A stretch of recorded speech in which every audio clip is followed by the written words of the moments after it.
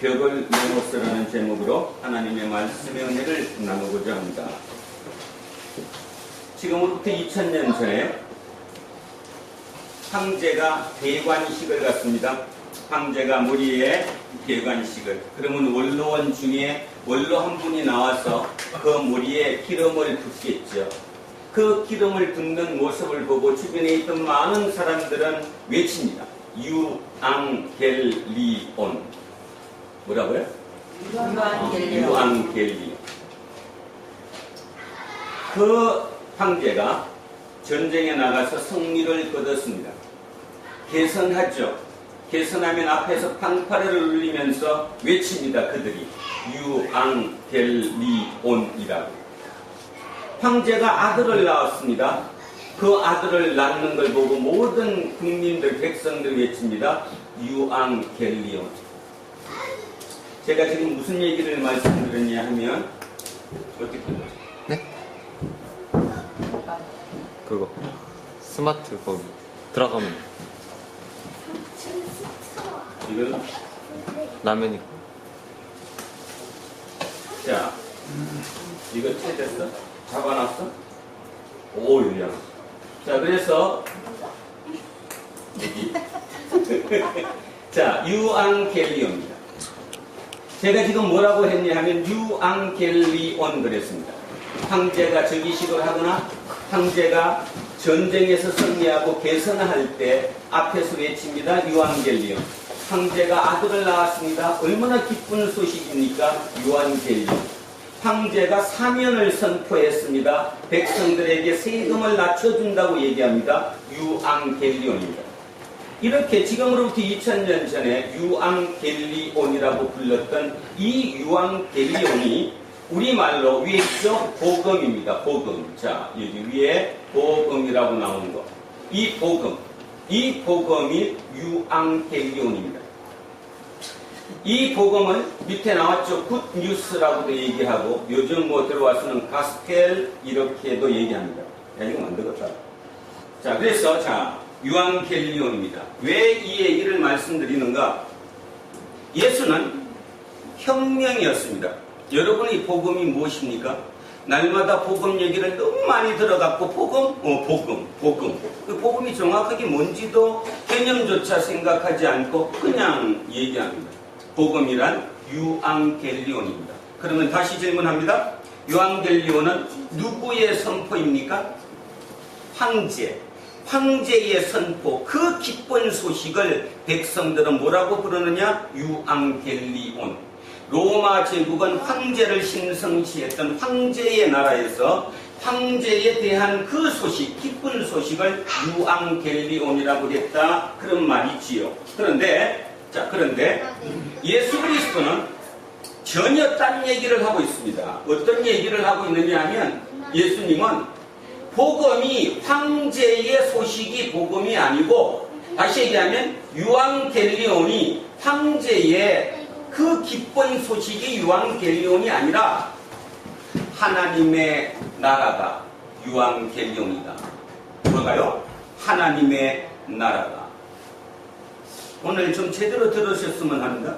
이 뭔 말이죠?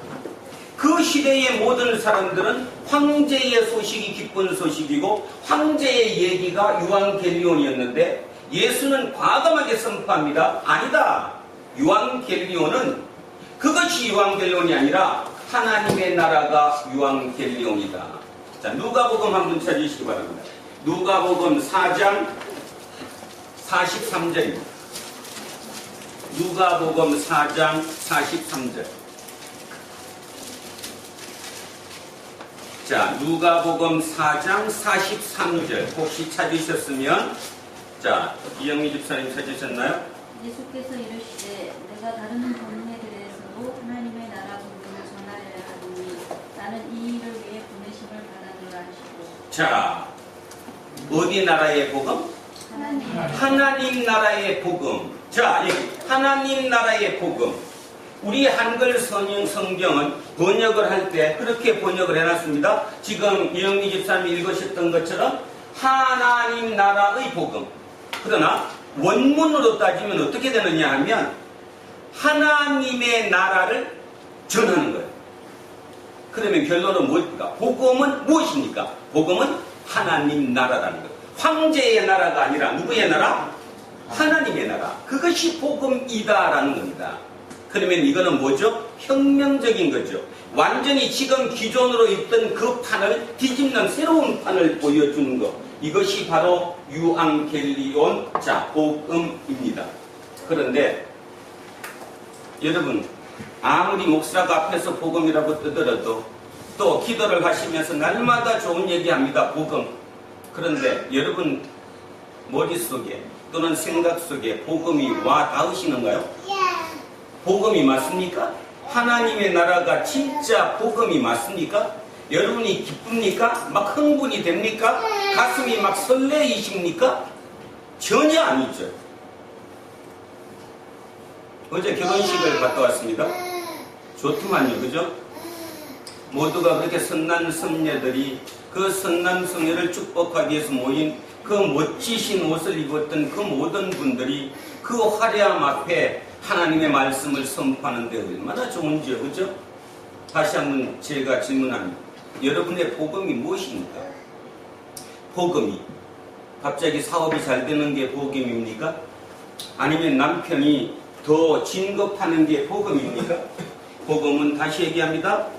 황제의 나라의 복음 유앙겔리온을 예수 그리스도는 뭐라고 얘기했냐면 황제의 나라의 복음이 아니라 유앙겔리온은 하나님 나라가 유앙겔리온이다 이렇게 얘기했다는 것입니다.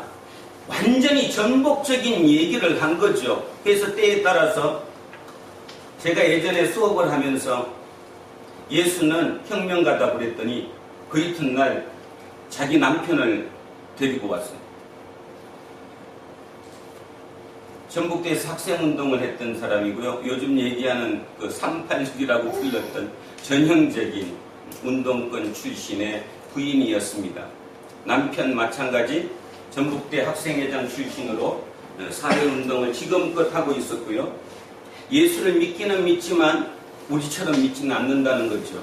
그 남편은 자기 목숨을 걸고 고문으로 인해서 다리 한쪽을 약간 접니다. 그런 고문을 당했고 그분과 얘기를 하면서 많은 공감대를 제가 형성했죠. 그분이 대학교 2학년 때 그렇게 하면서 온 곳이 어디였냐 하면 상대원 여기 공장이었대요. 공장. 노동자로 대신 온 거죠. 그렇게 해서 저랑 얘기가 많이 통했던 분이 계셨습니다. 자, 그래서 그분이 자기 부인한테 날마다 얘기합니다. 예수는 혁명가야. 근데 그 부인은 안 믿죠. 무슨 예수가 혁명가야. 예수는 우리 복주는 사람이야. 예수는 우리에게 내 안 되는 걸 되게 해주고 우리에게 힘을 주는 사람이야. 그렇게 안 맞았어요. 처음으로 자기 남편이 들었던 그 표현을 수업 시간 중에 선생한테 들은 겁니다. 그 선생이 예수는 혁명가 그랬으니 이 진짜인가 보다. 그래서 그 이튿날 그 남편과 데리고 와서 대화를 나눴던 적이 있습니다. 여러분, 예수는 혁명가가 맞습니다. 세상을 뒤집고자 한 거지 그저 좋은 게 좋은 거라고 한 분이 전혀 아니라는 것입니다. 그러면 그 의미가 뭐냐? 이거라는 것입니다. 유앙겔리온은 다시 얘기하는데 황제의 나라, 황제의 복음, 황제의 소식, 그 소식이 유앙겔리온인데 예수 그리스도는 황제의 나라가 아니라 하나님 나라가 유앙겔리온이라고 얘기하셨다는 것입니다. 이거를 절대로 잊어서는 안 된다는 거지요. 그런데 우리는 왜 아무리 들어도 그게 이해가 안 갈까? 뭐 저도 마찬가지고요. 자, 제 20대 때에 우리를 가장 쇼킹하게 했고 우리 머릿속에 우리의 생각을 바꾸고자 했던 책 한 권이 있었습니다. 우리의 20대는 어쩌면 그 책으로 출발했다고 할 수도 있는데 그게 뭐였냐면 에리히 프롬의 소유냐 존재냐 였습니다. 여러분 혹시 아시는가 모르는데 우리나라 세대 중에 아이러니하게도 60대가 대졸 출신이 비율적으로 가장 낮습니다. 70대보다도 60대의 대졸 출신 비율이 낮아요. 이해가 안 가시죠? 왜 그러느냐면 바로 그 70대, 60대의 부모들이 열심히 돈을 벌고 시골에서 상경에서 도시에 와서 그 돈을 모아서 애를 교육을 시켰는데도 그 시대는 그 다음 세대부터는 시킬 수 있었는데 그 첫째 애들은 못 시켰죠. 전부 다 여자들 중에 똑똑한 사람은 여상을 갔었고요. 그래서 가는 코스가 정해져 있죠. 여상 나오면 어디 갑니까? 은행. 그죠? 남자도 많은 경우 공고를 가거나 상고를 가서 상고를 나왔던 사람들은 은행을 가서 지금 지점장으로 이렇게 나왔던 그 시대였습니다. 그 시대의 핵심이 뭐냐면 어떻게 하면 돈을 버냐는 거예요. 어떻게 돈을 벌어서 우리 집을 사고, 그죠? 이 세를 벗어나고 모든 것이 그렇게 있던 그 시절에 그래도 우걸탑이라고 얘기해서 시골에 아버지가 소 팔아서 땅 팔아서 보낸 그 대학에서 배웠던 것, 그 책 중에 가장 필이 꼽혔던 것 바로 소유냐 존재냐였습니다. 아이러니하죠. 어찌 보면 아이러니합니다. 왜냐하면 모든 것이 소유로, 모든 밥이 소유로 가던 그 시대에 왜 벌써 그 20대의 젊은 청춘들은 존재가 뭔가를 한 번쯤 생각하게 했을까? 자, 그래서 에디 프롬은 대한민국 사회에 많은 영향력을 줬는데 제가 오늘 왜 이 얘기를 다시 되짚어서 말씀드리냐 하면 그때 제 머릿속에도 소유지향적이라는 말은 알겠어요. 여러분도 지금 소유지향적이라는 말은 당연히 알지 않습니까? 소유지향적. 뭐 당연히 알아 이게 뭔지는. 그런데요. 존재지향적이 무엇입니까? 존재가 무엇입니까? 존재지향적이 무엇입니까? 물으면 조금 말이 좀 막혀요. 뭐라고 대답을 해야 될지. 뭐 얼버무리기는 하는데 딱 무엇이다 이렇게 하지 못하는 거였죠. 저 역시 마찬가지였고요. 20대, 30대, 40대, 50대를 거치면서 존재가 무엇인가 되돌아보면 제 50대 때 제가 목사가 되기 전까지, 아니 되고 나서도 한참 동안 저 존재가 뭘까 정확하게 의미를 못 찾았습니다. 그러다가 요즘 들어와서 존재가 그건가 보다 찾습니다. 예를 하나 들어보죠. 어저께처럼 제가 어떤 결혼식이 있어서 성남을 떠나서 서울을 갑니다. 자, 저를 기준하지 마시고 여러분 머릿속으로 기원해 주십시오. 자, 서울의 어떤 결혼식장을 갑니다. 가는 방법에는 여러 가지가 있죠. 전철을 타고 갈 수도 있고 버스를 타고 갈 수도 있고 그 다음에 아니면 자기 차를 가지고 갈 수도 있고. 자, 그 자기 차에는 또 종류가 많아요. 그죠? 뭐 벤츠라든가 BMW 외제 고급차를 타고 갈 수도 있고 뭐 그랜저를 타고 갈 수도 있고 소나타를 타고 갈 수도 있고 그보다 더 낮은 등급의 모닝을 타고 갈 수도 있겠지요. 그런데 말입니다. 자, 중요한 것은 뭐냐 하면 내가 지금 그 예식장에 간다는 게 중요한 건데 우리는 실은 그 간다는 게 중요한 게 아니라 우리의 머릿속에는 간다 거기에 뭐가 끼죠? 뭐를 타고 갈까? 어떤 옷을 입고 갈까? 그죠? 혹시 요 차 타고 가면 남한테 쪽팔리지 않을까? 온갖 생각이 부차적인 것에 모두 들어가 있습니다. 그것이 뭡니까? 소유지향적입니다. 반존재지향적이라는 것입니다. 존재를 따지면 내 존재입니다. 나지, 나야, 나가 하나님 아들 이병선이야. 그죠? 우리 아버지는 하나님이야. 나는 하나님을 믿는 사람이고 예수 그리스도의 삶을 쫓아가는 사람이야. 그러니면 오늘 내가 그 길을 가야 돼. 그냥 그 상황 그대로 즐기면서 가죠. 차가 있으면 차를 타고 갈 것이고 뭐 불편하면 그냥 전철 타고 갈 것이고 아니면 버스를 타고 갈 것이고 가면서 수많은 것을 만납니다. 사람들도 만나게 되고 보게 되고 길거리 간판도 보게 되고 아니면 가로수도 쳐다보게 되고 그걸 쳐다보면서 느낍니다. 생각합니다. 벌써 저렇게 봄이 왔구나. 그죠? 저렇게 이미 개나리도 다 졌구나. 왔다가 갔구나. 바로 그런 삶을 존재지향적이라고 한다. 그런 말입니다. 그런데 보십시오. 여러분은 지금 존재지향적으로 삽니까? 아니면 소유지향적으로 삽니까? 이렇게 얘기하면 우문입니까? 그러면 대부분은 이렇게 대답하겠지요. 나는 그래도 말이야. 그래도 내 머릿속에 든 게 있는데 내가 그렇게 살면 되겠어? 내가 예수쟁인데. 그러면서 나는 존재지향적으로 산다고 할지 모르겠습니다. 그런데 뒤집어 얘기하면 지난주 왜 그렇게 열받으셨습니까? 지난주 왜 머릿속이 터졌습니까? 왜 화가 그렇게 많이 났습니까? 왜 남편이 꼴 보기 싫었죠? 왜? 반존재 지향적이었기 때문입니다. 뭐라고 얘기하든 그것은 존재 지향적이 아니라 반존재 지향적, 다른 말로 소유 지향적인 삶을 살고 있기 때문에 그런 문제가 생기죠. 오늘 제가 왜 이 거창한 얘기를 그러냐 하면 도대체 예수가 얘기한 유앙겔리온이 뭘까에 대한 답입니다. 왜 이 얘기를 아무리 떠들어도 입으로 기도할 때마다 뭐 입에 하여튼 발리는 복음이란 말을 쓰는데도 불구하고 그 복음 유앙겔리온이 무엇인지 와닿지도 않으면서 입으로는 그렇게 끊임없이 얘기를 할까? 왜 이게 이율배반적일까? 완전히 이율배반적 아니에요? 딴 얘기하고 있는 거잖아. 입으로는 복음을 얘기하고 있으면서도 속으로는 복음이 아니라 열받아 있는. 복음은 존재지향적이다. 그러면 이제 조금 이해가 같이 잡혀가죠. 삶은, 로마 시대의 삶은 황제의 시대를 살았습니다. 그러니까 황제가 주는 것은 유앙겔리온이 맞죠. 예수는 그걸로 우리는 살 수 없다. 내 생명은 그걸로 완성될 수 없다라고 얘기하는 겁니다. 내 생명의 완성은 그것으로 완성할 수 없다. 다시 더 직설적으로 얘기하면 내 생명은 내 소유로 완성될 수 없다. 권사님이 돌아가시면 아무것도 못 갖고 갑니다. 그죠? 지금 갖고 있는 옷조차도 가지고 가지 못합니다. 우리 집에 아무리 좋은 TV가 있으면 뭐하고, 우리 집에 아무리 좋은 게 있으면 뭐합니까? 내 아들 내 딸이 아무리 잘났으면 뭐합니까? 못 들고 가는 거예요. 그런데 아주 예전에는 들고 갔죠. 태원아 들고 갔지, 그지? 들고 갔어.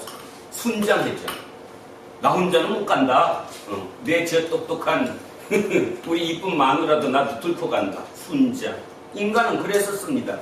그러나 그 순장은 이미 사라진 지 오래죠. 지금 우리는 아무것도 가지고 가지 못합니다. 다시 얘기하면 내 생명의 완성은 내 소유물로 어느 것으로도 완성되지 않습니다. 예수는 우리에게 그 얘기를 하는 거고, 이곳은 이 예배드리는 이 공간은 그 하나님의 나라를 유앙겔리온으로 받아들이는 사람들의 공동체입니다. 그런데 왜 교회에 와서 이상한 기도를 하십니까?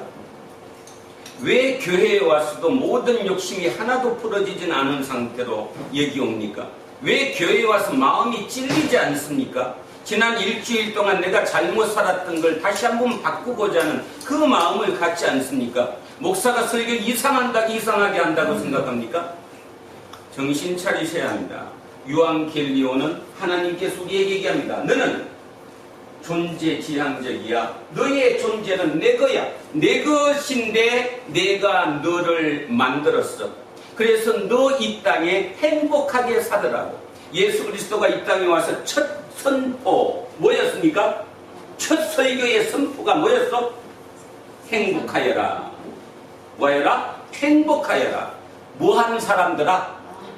가난한 사람들아. 뭐가?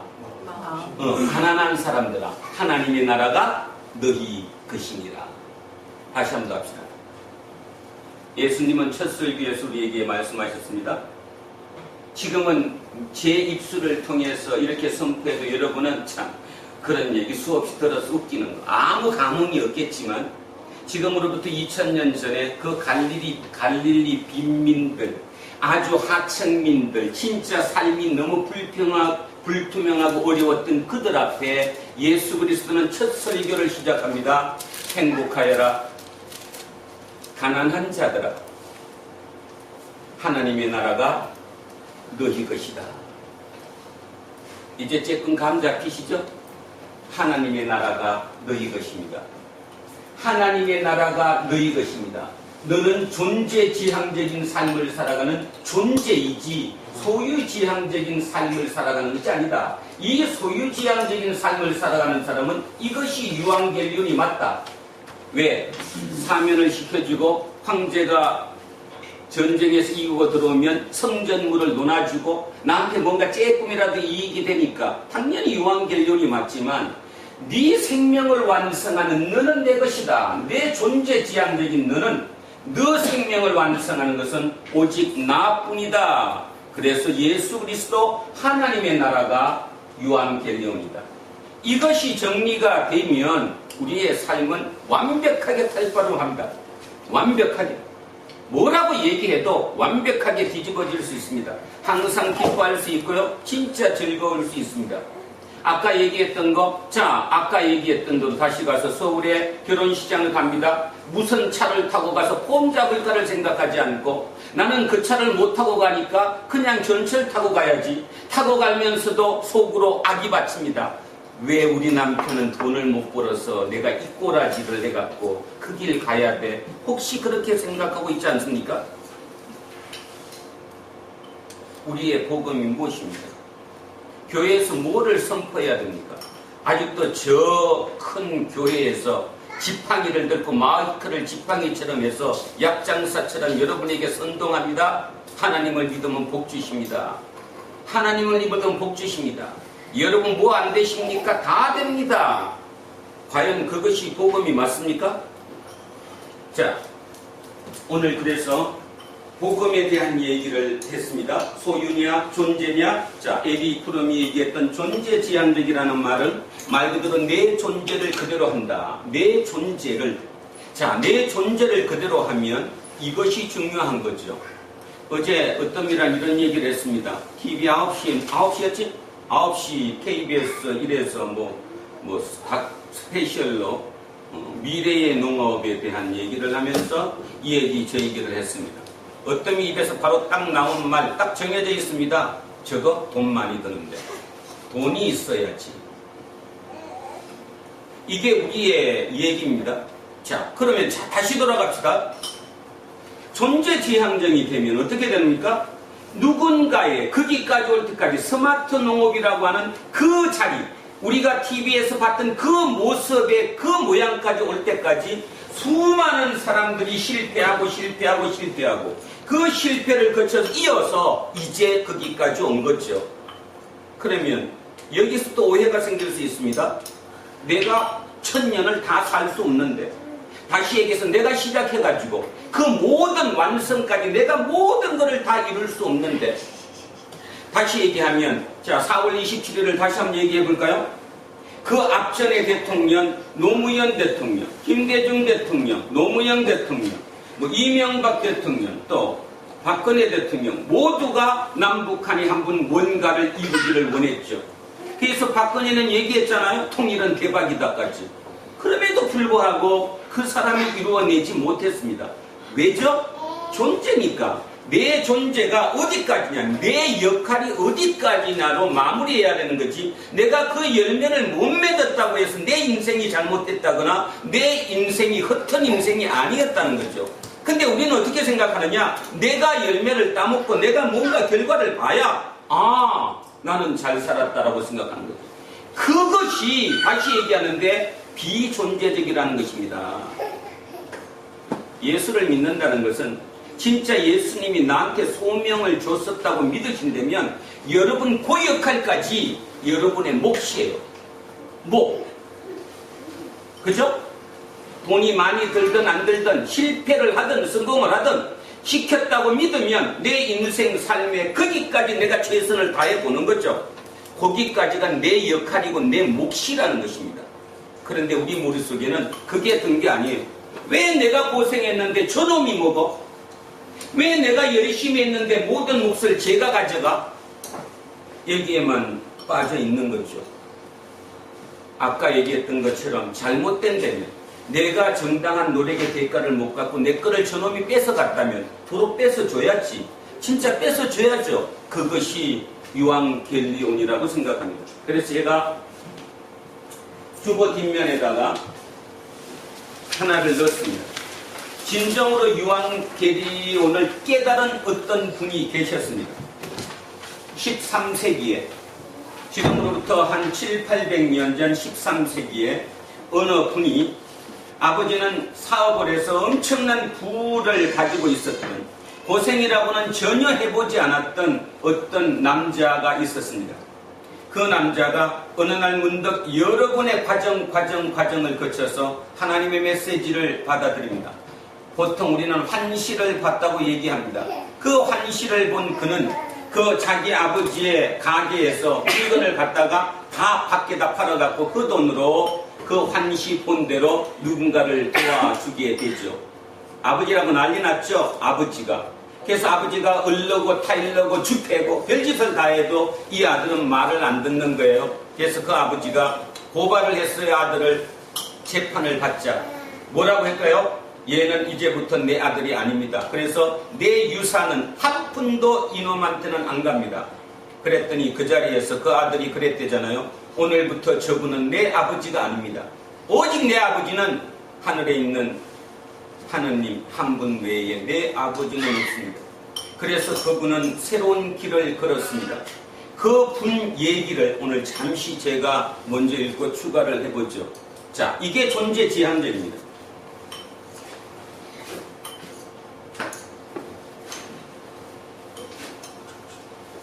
자, 어느 날 저녁에 누군가가 프랜시스의 방문을 두드렸습니다. 문을 열자 얼굴이 몹시 흉하게 일그러진 나병 환자 한 사람이 서 있었습니다. 그는 춥고 배고프다며 잠시 쉬어갈 수 없겠느냐고 물었습니다. 프랜시스는 그를 방으로 들여 정성껏 대접했습니다. 밤이 깊어지자 나 환자가 다시 춥다며 당신의 체온을 좀 나눠줄 수 없겠느냐고 했습니다. 프랜시스는 입고 있던 옷을 벗고 그 나 환자를 꼭 껴안은 채로 잠이 들었습니다. 이튿날 새벽 눈을 떴을 때 방 안에는 아무도 없었습니다. 어젯밤 그 나 환자가 온데간데 없이 사라진 것이었습니다. 그제서야 모든 것을 깨달은 프랜시스는 나 환자의 모습으로 자기를 찾아오신 주님께 뜨거운 감사의 기도를 올렸습니다. 그것이 저 유명한 성 프랜시스의 평화의 기도입니다. 주여, 나를 평화의 도구로 써주소서. 미움이 있는 곳에 사랑을, 상처가 있는 곳에 용서를, 분열이 있는 곳에 일치를, 의혹이 있는 곳에 믿음을 심게 하소서. 주여, 나를 평화의 도구로 써주소서. 오류가 있는 곳에 진리를, 절망이 있는 곳에 희망을, 어둠이 있는 곳에 광명을, 슬픔이 있는 곳에 기쁨을 심게 하소서. 위로받기보다는 위로하며, 이해받기보다는 이해하며, 사랑받기보다는 사랑하며, 자기를 온전히 줌으로써 영생을 얻기 때문이니. 한 번 더 읽습니다. 자기를 온전히 줌으로써 영생을 얻기 때문이니 주여, 나를 평화의 도구로 써주소서.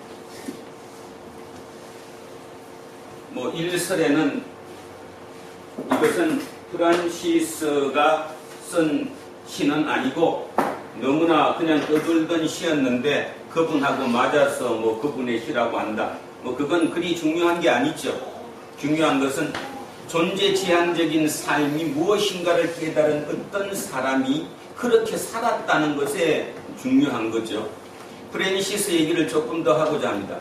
우리는 프랜시스라는 표현을 잘 안 씁니다. 왜냐하면 이거는 영어식 표현이고 이들이 쓰는 라틴어로 따지면 에스파니아, 스페인어로 따지면 프란치스코 하면 첫 녀석 누가 떠오르지? 프란시스코. 교황. 그렇죠. 지금 누구예요? 교황. 교황님이죠. 교황님 이름이 프란시스코입니다. 가톨릭 교회에 교황이 되려면 그 성인들 중에 이름을 따서 자기의 왕명, 그러니까 교황의 명을 쓰죠. 지금까지 어느 누구도 감히 인간이 프란시스를 어떻게 이름을 쓸 수 있느냐? 교황의 명칭으로는 이 이름을 쓸 사람은 아마 없을 것이다 라고 했는데 바로 브라질 출신의 이 위대한 해방신학자가 뭐가 되면서 교황이 되면서 썼대요. 처음부터 쓰려고 했던 게 아니라 그 교황을 선출할 때는 그 연기표를 올 때까지 투표를 하잖아요.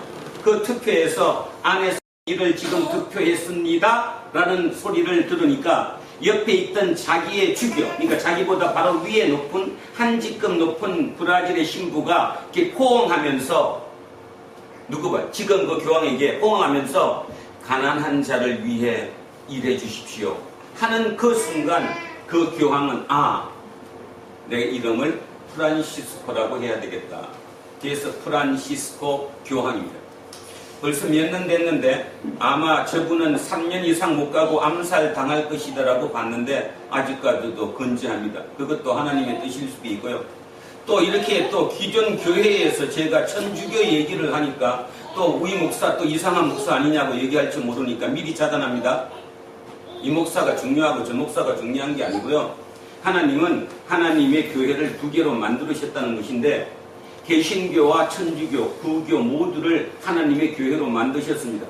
만약에 부교가 뭐가 됐어? 부패해서 개신교로 바꿨을 때 부교를 없애야 이쪽으로 가야 되는 거 아니에요? 근데 왜 부교가 살아남았을까에 대한 문제입니다.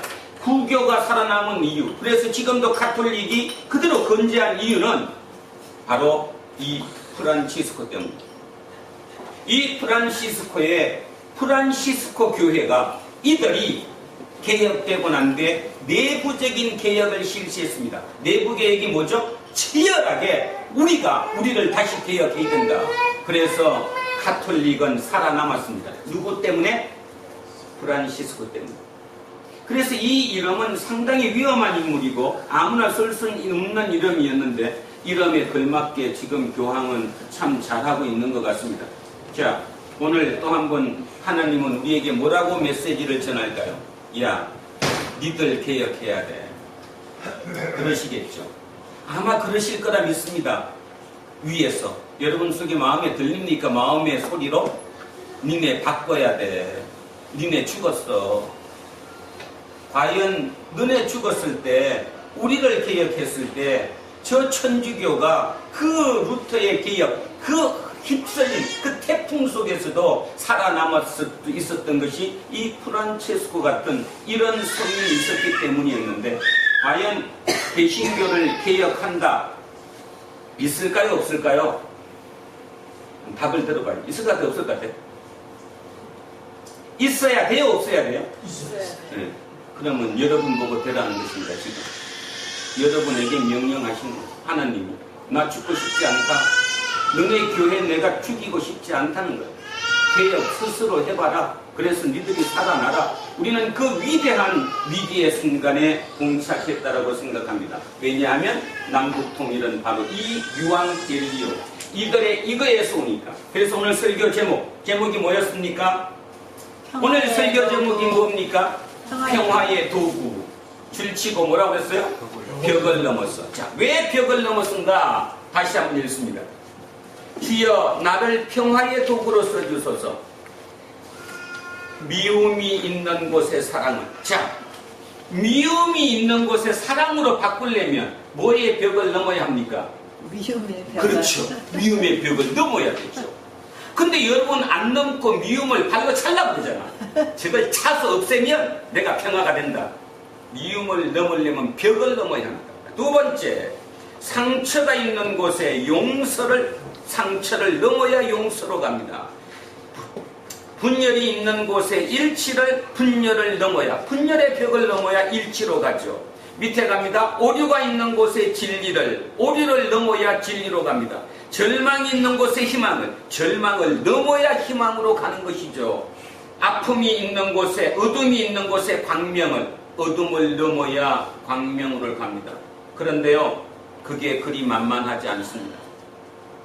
여러분 하루 24시간 여러분 마음속으로 한번 들여다보십시오. 넘기 어렵습니다. 엄청 아프죠? 아플 정도가 아니라 고통스럽습니다. 그런데요, 오늘 제 얘기를 곱깝게 듣지 마시고 오늘 이 중에 하나님의 치유로 예수 그리스도의 치유의 기적이 일어나기를 바랍니다. 사람에는 두 가지가 있습니다. 외향적인 사람과 내향적이죠. 어느 누구든 사람들은 인정받고 싶어하는 인정의 욕구가 있습니다. 그 인정의 욕구가 센 사람을 우리는 통상 부를 때 강하다, 강하다 이렇게 표현합니다. 그게 아주 센 사람들을 우리는 또 오해하기도 하죠. 카리스마가 넘친다. 어찌 보면 잘못된 소리인데요. 자, 예를 한번 들어보겠습니다. 조현민 전무가 왜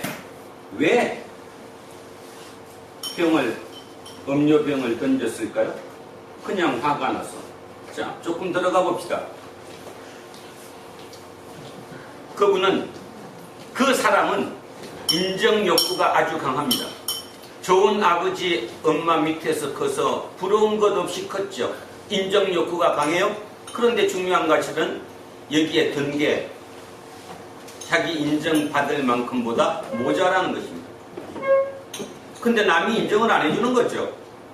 그러니까 화가 치미는 거죠. 그 화를 내부적으로 사귀면 다시 한번 성숙할 수 있는 기회로 가는데 반해서 많은 사람들은 성숙보다는 즉시 해결하기를 원합니다. 즉시 해결이 뭐죠? 한바탕 소란치고 그냥 끝났어. 그런 사람 공통적인 말 있죠. 나는 뒤끝이 없어. 혹시 주변에 나는 뒤끝이 없다 그러면 절대로 만나지 마시기 바랍니다. 진짜입니다. 뒤끝이 없는 상사 좋지 않습니다. 뒤끝이 없다는 말의 의미는 굉장히 나쁘다는 뜻입니다. 자기 내면으로 들어가야죠. 내면으로 들어가면 아프지 않습니다. 그런데 내면으로 들어가면 그 내면이 또 거기서 살아나야 되는데 내면으로 지가 죽어버려요. 그냥 아예 죽어버려요. 그러니까 두 가지 케이스가 있어요. 자기가 죽어버리는 케이스, 아니면 거꾸로 남에게 피해를 입히고 살아나는 케이스. 조현민 전무는 남을 죽해서라도 내가 살겠다는 주의인 거죠. 내가 죽기를 원하진 않잖아요. 그런데요, 우리 집에 내 새끼가 하나 있습니다. 두 놈이잖아요, 우리 새끼가. 그지? 한 놈 얼굴 한번 보십시오. 눈동자를. 반짝반짝하죠? 얕게 생겼죠? 똑같은 내 몸에서 난 자식인데 불구하고 얘는 안으로 안 새깁니다. 치든 말든 한바탕 끝내야지. 외향적이라는 것이에요. 그래서 사는 거예요, 결국. 근데 저놈과 큰 놈은 장난 컴플렉스라고 우리 안병관 집사 맨날 얘기하듯이 착하잖아. 착하니까 남을 공경 못하니까 내로 들어가죠. 지가 죽는 것입니다. 결론적으로 얘기하는데 여러분 스스로가 진짜 에리 프롬이 얘기했던 존재지향적이라는 말의 의미를 제대로 내가 받아들이면 치유는 그냥 일어납니다. 그것이 복음입니다. 자, 그래서 누가복음 한 번 더 갑니다. 아까 4장 몇 절이었죠? 43절. 43절. 그러면 4장 18절로 한 번 갑니다. 4장 18절. 아까 4장 43절 말고 4장 18절 한 번 가보시기 바랍니다. 자, 강태원 찾았어? 오, 오케이. 자, 우리 젊은 친구가 한 번 읽습니다. 자, 시작. 18절. 주의 성령이 내게 임하셨으니 이는 가난한 자에게 복음을 전하게 하시려고 내게 부름을 보이시고 나를 보내사 포로된 자에게 자유를 눈먼 자에게 다시 보게 함을 전파하며 눌린 자를 자유롭게 하고 주의 은혜의 해를 전파하게 하려 하십니다. 아멘. 자, 보세요. 여기 첫 번째 뭐를 뭐 한다고요? 가난한 자에게 뭐를? 복음을 전하는 거예요. 가난한 자에게 복음을 전하는데 그 복음이 뭐냐 이 말입니다. 자, 다음 거 뭐예요? 뭐한 자에게? 포로된 자에게 뭐 한다고? 자유를. 묶인 자에게 자유를 준다는 거예요. 묶인 자에게. 묶인 자가 누굽니까? 내면으로 파고든 사람. 모든 것을 내가 안고 간다고 내 속에 있는 사람. 그것이 묶은 거죠, 나를. 남을 공격해서 살아나는 게 아니라 남을 공격하지 않고 내 내부적으로 들어갔던 내가 살아나는 거예요. 그게 복음이라는 거예요. 하나님이 뭐라고 하는가 하면 너는 내 거야. 내가 너를 만들었어. 너 딴 생각하지 마. 너 존재는 내 목적 중에 있는 거야. 풀어 나오는 거죠. 그것이 복음이라는 것입니다. 또 하나, 또 한 번 뭐라고 그랬어? 한 번. 눈먼 자에게 뭐 한다고요? 다시 보게 한다고. 눈이 잘못된 사람, 여러분이나 저나 다 눈이 멀었잖아요. 인정하십니까? 저도 지금 앞전에 고백했습니다. 제 20대 때는 그 얘기를 소유냐 존재냐 할 때 참 웃기는 소리 하고 하는데 무슨 존재가 뭐야 도대체 정확하게 의미를 몰랐던 내가 30대, 40대, 50대, 60대를 거치면서 이제 그거구나. 그래 벤처 못 타고 가면 어때 그지? 버스 타고 가면 어때? 가면서 즐거운 것도 많이 보는데 길도 보고 사람의 걸음걸이도 보고 그 모습들도 보고 거기서 감격을 느끼고 감사를 느끼는 이것이 존재지향적이라는 거잖아요. 깨우치는 거잖아요. 눈먼 자에게 눈을 뜨게 한다는 거잖아요. 그런데 왜 여러분은 눈을 감고 있냐 이 말입니다. 왜죠? 여기서도 잘못된 걸 가르치니까. 자, 하나 더 있을 텐데. 뭐 있어요? 눌린 자에게 뭐 한다고요? 예? 뭐 아까 똑같네. 결론적으로 이 모든 것의 핵심, 복음의 핵심이 뭐냐? 복음의 핵심은 네가 존재지향적이라는 존재라는 사실을 잊지 말라. 너를 통해서 내가 이루고자 하는 것이 있다. 이 얘기죠. 자, 그래서 오늘 복음이라는 말, 존재지향적이라는 말, 자, 이어갔습니다. 자, 오늘의 본론을 한번 들어가 보겠습니다.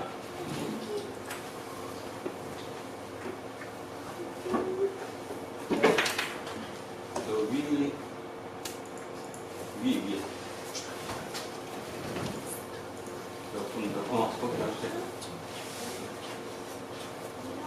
자, 이제 오늘의 본문 한번 정리합니다. 지난주 어디까지 왔었냐 하면 어디까지 넘어왔지? 지금 사도 바울하고 빌립보까지 넘어왔습니다. 어찌 여차 하여. 그래서 빌립보에서 여인을 하나 만났었죠. 그 여인이 누구였던가요? 루디아. 자, 루디아 집에서 이제 숙식을 하게 된 거죠. 자, 그랬더니 여기 보십시오. 우리가 누구입니까? 천천히. 자, 우리가 누구입니까? 4명. 바울, 실라, 디모데, 누가. 자, 4명입니다. 바울, 실라, 디모데, 누가. 이 4명이 기도하는 곳에 가다가, 기도처로 가다가 점치는 귀신 들린 여종 하나를 만나니 정으로 그 주인들에게 큰 이익을 주는 자라. 자, 여기 조금 해석 달리합니다. 잘 한번 보세요. 점치는 귀신 들린 여종 하나를 만났는데, 자, 귀신 들린 여종. 그러니까 뭐 여러분 머릿속에서 별게 다 떠오르죠. 뭐 귀신 들려서 뭐 어떡할까? 우리 식으로 바꿉시다. 원귀신 뭡니까 이거? 무당. 무슨 천여무당이라고 된 뭐라고? 네. 있잖아요. 저기 가면 길거리 많잖아요. 천여무당 어디에입니까? 그지? 자, 그 천여무당을 하나 만났어요. 그런데 중요한 사실은 이 천여무당의 주인이 한 명이 아니라는 거예요. 여기 보세요. 그 주인들에게 쉽게 얘기하면 이 천여무당이 점을 봐서 하는데 이 사람을 소유한 사람이 한 명이 아니라 여러 명이라는 겁니다. 이 여러 명이 이 여자의 점을 치고 있는 거예요. 그가 바울과 우리를 따라와 소리질러 이르되 이 사람들은 지극히 높은 하나님의 종으로서 구원의 길을 너희에게 전하는 자다. 자, 바울과 실라 그 다음에 디모데 누가가 길을 쫙 갑니다. 근데 여자의 처녀귀신 처녀무당이 쭉 따라와서 막 얘기합니다. 저분은 지극히 높으신 뭐라고요? 하나님의 종으로 우리를 구원하기 위해서 왔다. 그럼 여러분 이거 좋은 거 아닙니까? 아니 내 입으로 하기 귀찮은데 내가 다니면서 내가 누구냐 하면 하나님의 내가 종으로 내가 니들한테 구원을 주러 왔어. 그러고 다니는 것보다 아니 저 처녀 전쟁이 처녀 무당은 이미 지명도도 있고 동네 사람들이 다 아니까 앞에 나가서 그가 야 이분들은 이 사람들은 지극히 높으신 하나님의 종들이라고 얘기하면 박수 쳐야 되는 거 아니에요? 어떻습니까? 아니 맞아요. 그럴 것도 같기도 하다. 자, 근데 보세요 이게 그래야 되는데 밑에 이렇게 나왔어요. 이같이 여러 날을 하는지라 한 번 한 게 아니라 보일 때마다 그게 쫓아와서 그렇게 하는 거예요. 요즘같이 자기 PR 시대에 얼마나 좋아 지금요. 근데요 뭐라고 그랬나 보세요. 바울이 심히 괴로워하여 바울이 뭐 했다고요? 괴로워. 자 설명 한번 해보세요. 이게 뭘까? 성경을 그렇게 여러 번 읽었는데 이게 뭔 말이에요 이게? 이해 안 가잖아. 아니 당연히 지금 우리가 저기 복음을 선포하러 온 거고 그 다음에 그 처녀 귀신은 처녀 무당은 이미 지명도가 있는 여러 사람이 주인인 지명도가 있는 그 사람인데 그 사람이 나와서 우리를 쩔쩔쩔 따라다니면서 이분들은 지극히 높으신 하나님의 종이다. 그래서 당신들을 구하러 왔노라 그러면 이건 뭐 이거 보통 일이 아닌데 왜 힘이 되도록 했을까? 왜? Why? 자, 여기에 제가 이렇게 질문 한번 해볼게요. 기독교가 한국에 처음 들어왔을 때, 자, 한국에 기독교가 처음 들어왔을 때 하나님을 뭐라고 그랬는지 혹시 아십니까? 하나님. 기독교가 이 나라에 처음 들어왔을 때 이렇게 하나님을 얘기해야 되는데 하나님을 뭐라고 그랬을까요? 상제. 예? 상제. 예, 상제라고 그랬습니다. 뭐라고 그랬어요? 상제. 우리는 상제하면 바로 알아들어. 무슨 상제? 옥황상제. 자, 그러면 다시 합시다. 이렇게 얘기한 거예요. 이분들은 옥황상제의 뭐예요? 종이. 그러면 어떤 문제가 생기죠? 사람들이 안 건드려. 가까이 안 와. 아니, 의미적으로 지금 맞는 거예요? 안 맞는 거예요? 쉽게 얘기하면. 다시 얘기하면 분명히 하나님의 지금 종 아니에요. 예수 그리스도를 전해야 되는데 이 사람들이 받아들인 것은 그러니까 듣는 사람이 받아들인 것은 누구로 받아들인 거예요 지금? 옥황상제로 받아들이는 거잖아. 왜? 못 알아듣는가 봐? 진짜 하나님을 그렇죠. 하나님이라고 해줘야 되는데 그냥 하나님이라고 그러면 못 알아들으니까 그 사람들이 하나님의 인식은 상제로 알아들은 거란 말이에요 지금. 이해 갔어요? 자, 그래서 영어 성경에는 여기를 지극히 높으신 하나님의 종을 뭐라고 얘기했냐 하면 뭐라고 얘기했더라? 하이모스트 오브 갓? 지극히 높으신 것, 최고 높으신 신이 말이에요. 그러면 다시 2000년 전으로 돌아갑시다.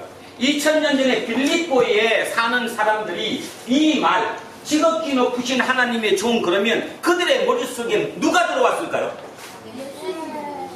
자기들이 가장 높다고 하는 신 누구? 제우스. 이야, 너 내일부터 여기 와서 다음 주인데 여기 와서 앉아 나랑 근데 다른 사람들 다 있잖아.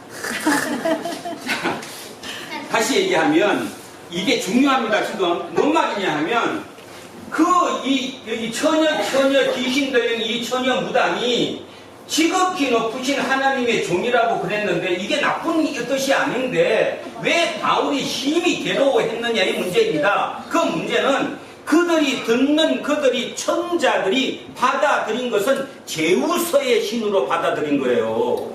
근데 지금 내가 얘기하는 건 제우스가 아니라 누굽니까? 예수 그리스도잖아 말이에요. 그러면 이걸 어떻게 해야 되는가 문제가 생기겠죠. 그죠? 지금 대한민국 똑같다고 저는 생각합니다. 똑같다고 생각합니다. 여러분 머릿속에 하나님이 누굽니까? 옛날 여러분 할머니 할아버지들이 아침마다 정한수 들어오시고 비나이다 우리 애들 잘 되게 해주시고 그 하나님 아니에요? 부인하기 어려우실 것입니다 아마. 다시 얘기합니다. 지금 여러분의 하나님이 누구시냐고. 그 하나님은요 죽으신 하나님입니다. 신의 모습, 감히 신이 인간의 모습을 하고 이 땅에 와서 인간에 의해서 십자가에 돌아가신, 그래서 우리를 대신해서 죽으신, 쉽게 얘기해서 우리에게 뭐라고 그러는 거야? 왜 그게 복음이에요? 야, 너 이제 너 뭐 때문에? 너 옛날에 잘못한 것 때문에? 누구의 죄 때문에? 너 지금 이렇다고 생각해? 그러면 씻어. 그거 내가 다 대신 당해줄게. 그래서 지금부터 너는 깨끗해진 거야. 다시 살아. 이겁니다. 그래서 복음이에요, 복음. 그런데도요, 예수를 믿으면서도 별얘기 다 합니다. 우리 아들은 내가 옛날에 뭐 때문에 뭐 해갖고 얘가 안 되나 봐. 난 누구라고 얘기 못하는데. 그렇지, 끊임없이. 뭐 옛날에 뭐 했던 것 때문에 얘가 지금 안 돼, 이렇게. 그게 해결이 안 돼서. 끊으라는 거지. 실타래를 끊듯이 끊는 거. 그것이 메타노이야. 뭐예요? 회개예요, 회개. 메타노이야. 딱 두 가지 용어만 아시면 끝나요. 옛날에 내가 어땠는데, 우리 부모가 어땠는데, 내가 뭐를 잘못했는데, 그 잘못에 의해서 내가 요 모양 요 꼴이라고 판단한다면 그는 복음이 아니지. 끊으라는 거예요. 하나님이 예수 그리스도가 십자가의 대신 죽음으로 내 모든 그것까지 끝난 거예요. 그래서 나는 길을 돌이킬 수 있는 겁니다. 회심한다고. 그걸 뭐라고 불러요? 메타노이아. 딱 두 개입니다. 유앙겔리온, 메타노이아. 이게 정리가 안 되니 교회를 아무리 와도 맨날 여러분들 어떤 사람 그러더라. 교회에 와서 뭐 설교 들으라고 왔지 뭐 지식 배우러 왔냐고. 교회는 지식 배우는 거예요. 그거 안 배우고 뭐 할 건데? 안 배우고 뭐가 얼마나 들어갔는데 그 속에 하나님은 진짜 하나님이 아닐 수도 있는데. 자, 그래서 이 얘기가 중요한 이유는 지극히 높으신 하나님의 종, 그들이 느낀 이 하나님의 종은 제우스였다는 겁니다. 제우스. 그러니까 문제가 있는 거죠. 그래서 해주는 거예요. 그 귀신에게 이르되 예수 그리스도의 이름으로 내가 너에게 명하노니 그에게서 나오라 하니 귀신이 즉시 나오니라. 자, 누가 누굴 이겼어요 이제? 예수 그리스도가 제우스를 이겼지. 예수 그리스도가 제우스를 이겼잖아. 그래서 이제 드디어 이 지극히 높으신 하나님, 이 하나님이 제우스가 아니라 예수 그리스도라는 사실을 밝혔다는 것입니다. 자, 19절. 여종의 주인들은 자기 수익의 소망이 끊어진 것을 보고 바울과 실라를 붙잡아 장터, 여기 장터라고 돼 있죠. 이게 바로 아고라입니다. 아고라. 알아들어야 되는데 아고라를 못 알아들을 수도 있어요. 아고라는 광장이라고도 되고요. 시장일 수도 있고요. 토론장일 수도 있고요. 자, 여러 사람이 모인 집회장, 그 장을 아고라라고 얘기합니다. 그러니까 이 바울과 실라를 붙잡아 아고라로 관리들에게 끌어갔어요. 자, 여기서 중요한 거. 아까 여기 몇 명 있었죠? 몇 명? 4명. 4명. 근데 지금 몇 명 있어요? 몇 명? 2명. 바울하고 누구? 신라. 음에. 어떻게 된 거야? 4명이었는데 바울하고 누구는? 신라는 붙잡혔고 누구하고 누구는? 디모데랑 누가는 안 붙잡았어요. 왜? 아니 4명 다 잡아야지. 그냥 유대인이니까. 누구가 유대인이니까? 디모데하고 저기 누가. 디모데하고 누가는? 그게 시민인가 보지. 그들. 디모데하고 누가는 어디입니까? 로마인이죠? 로마인. 디모데 아버지도 헬라인이죠? 헬라인이죠. 그런데 누구하고 누구는? 바울하고 신라는 철저히 유대인입니다. 그러니까 지금 누구를 잡은 거예요? 유대인. 그럼 왜 유대인을 잡았는가를 조금 더 보충합니다. 이 시대가 여러분 배웠던 시대, 네로 황제 바로 앞 황제입니다. 네로 앞에 황제가 누군지 모르죠? 4대 황제. 클라우디오 황제일 때 로마에서 유대인의 폭동이 일어났어요. 유대인의 폭동이 일어나니까 클라우디오 황제가 어떻게 했어요? 유대인을 쫓아버렸죠, 로마에서. 그래서 우리 그 알잖아요. 뒤에 가면 나오는 누구와 누구였지? 브루스킬라와 아굴라도 쫓겨난 거죠? 지금 쫓겨나고 있는 거예요. 자, 로마에서 유대인들이 폭동을 일으켜서 황제에 의해서 쫓겨났어요. 그러니까 이 사람들이 머리 쓴 거지. 4명 다 잡아가봐야 저 사람들은 그 로마인이니까 안 될 것이고, 요 2 사람은 무슨 인이니까? 유대인이니까, 잡으면 족칠 수 있겠다. 그래서 보세요. 2 사람을 잡아갔어요.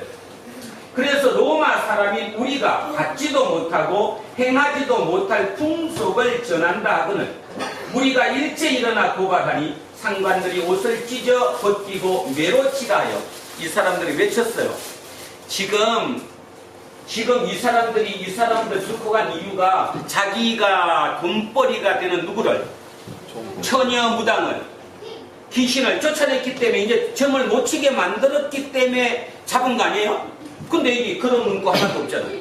누구 때문에 잡았다는 거예요? 지금 이 사람이 두 사람이 유대인이라는 거예요. 유대인이 이상한 말을 전파한다는 거예요. 그래서 폭동이 로마에서 일어난 것처럼 우리도 이 사람 때문에 당할 수 있다. 그러니까 민중들이 난리가 난 거죠. 무리가 그거 듣던 무리가 난리가 난 거예요. 그래서 옷을 찢어버리고 막 죽해버린 거죠. 이렇게.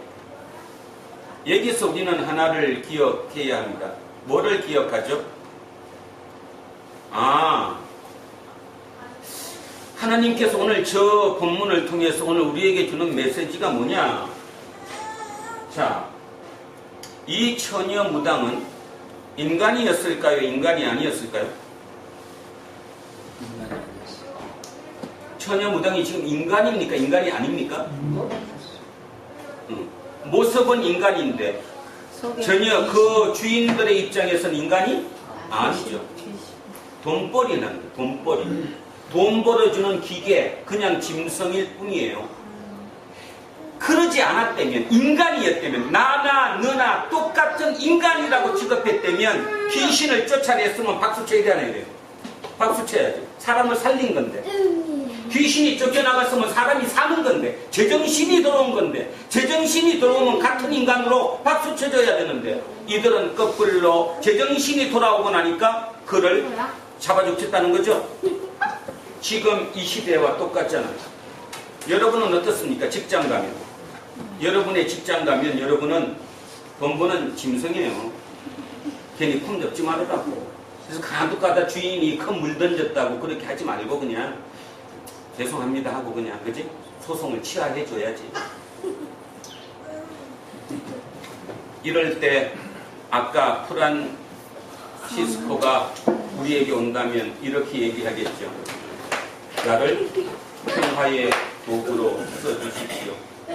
어둠이 있는 곳에 절망을 주게를 나로 통해서 하고 그죠? 그 불합리한 곳에서 나를 통해서 그걸 바꾸게 하소서. 이게 진정 우리의 기도가 돼야 된다 이런 뜻입니다. 여러분 여기 젊은 분들도 있어요. 젊은 친구들. 우리의 목적은 바로 그거 하는 것입니다. 평화의 도구가 되는 것이고 그 벽을 내가 넘겨주는 것입니다. 그래서 여기 이 인간 대접받지 못하는 이런 것처럼 이 사람들을 위해서 내 한 몸을 조금이라도 마음적으로라도 헌신할 수 있어야 된다. 그것이 예수제입니다. 그런 예수가 진짜 이 나라에 200만 명만 있다면 이 나라 통일은 쉬워질 거고 세상은 살만할 거다.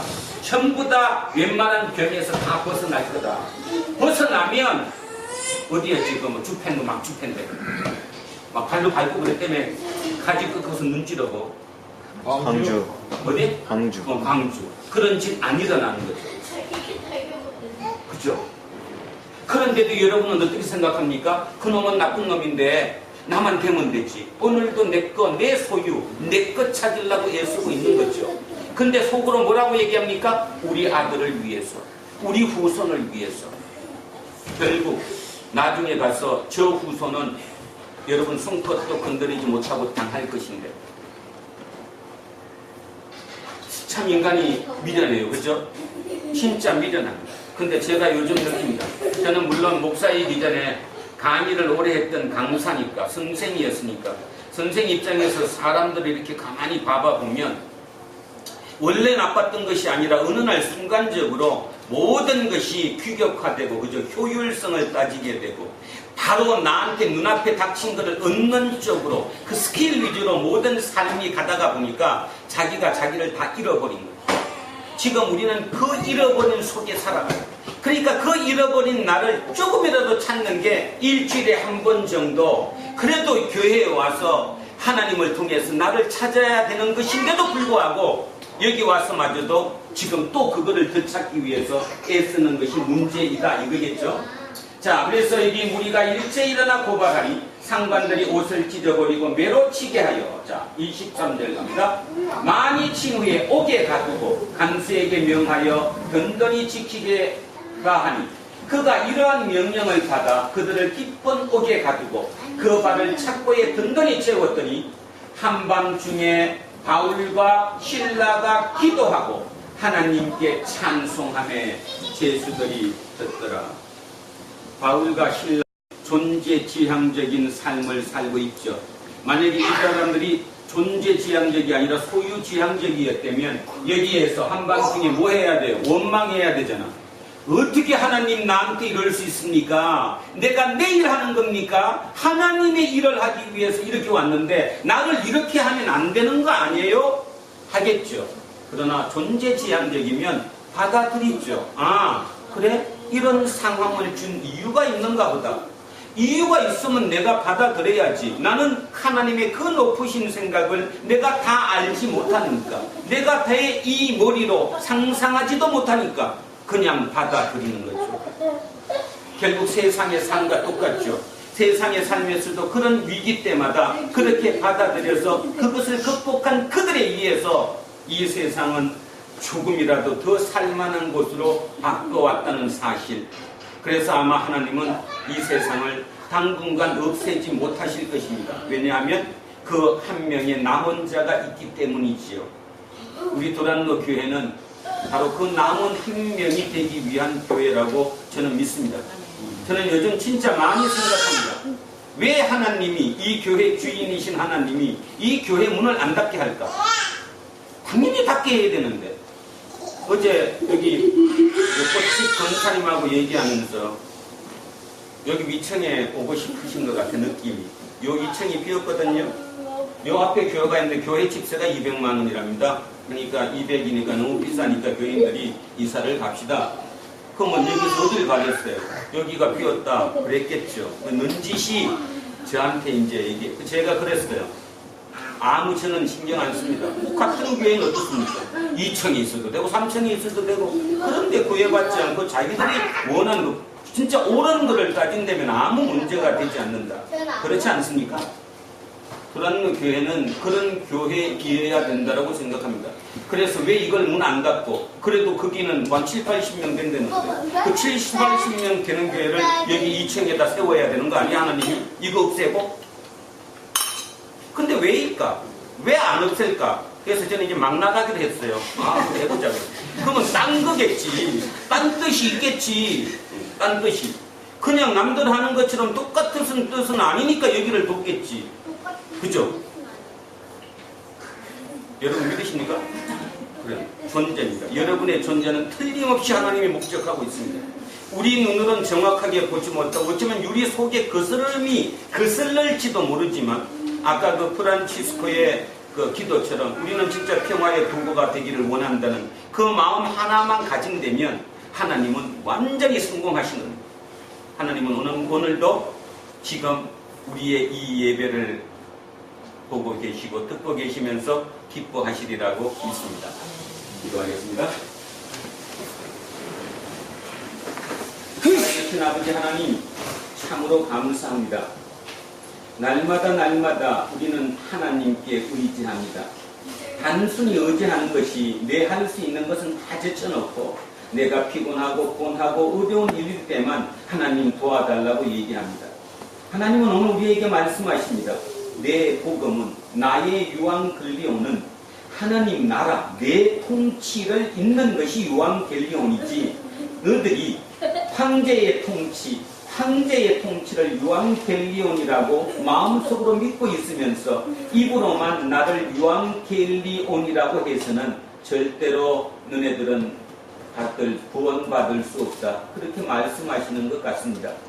이 도란노 교회, 이 적은 명수의 인원들이 이곳에 오늘 이 비가 오는 와중에도 모여서 주님께 예배드리고 주님의 말씀을 받습니다. 그 말씀을 진정히 받아서 우리 인간의 한계를 극복하게 하시고 다음 주에는 더 깊은 마음으로 말씀을 사모할 수 있는 우리가 되게 하옵소서. 세상을 아무리 생각해봐도 내가 나를 스스로 구원할 수 없음을 온전히 믿습니다. 돈이 나를 구원하지 못함도 믿습니다. 오직 내 생명을 구원하는 그분은 예수 그리스도임을, 그것을 온전히 믿는 우리의 구원, 우리의 복음, 그 복음이 내 주변의 한 사람에게도 영향을 미칠 수 있는, 그래서 그를 진정으로 그곳에서 구원시킬 수 있는 우리 두란노 공동체 되게 하옵소서. 통일한국을 위해 기도합니다. 그 모든 과정 중에 어마어마한 어려움이 있겠지만 오늘 하나님이 주신 말씀처럼 평화의 도구가 되겠다는 그 각오 하나로만으로도 우리는 평화, 통일, 아주 멋진 통일을 이루어낼 수 있으리라고 믿습니다. 하나님 항상 함께하여 주시고 이 마음이 흔들리지 않도록 굳게 붙잡아 주시옵소서. 감사드리며 거룩하신 예수 그리스도 이름으로 기도합니다. 아멘.